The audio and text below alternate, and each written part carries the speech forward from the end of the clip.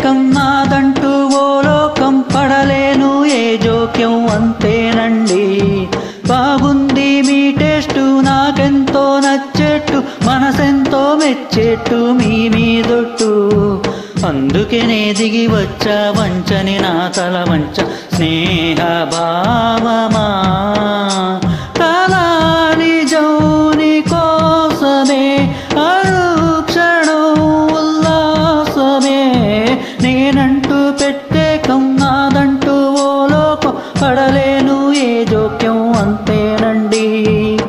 Thank you. Thank you.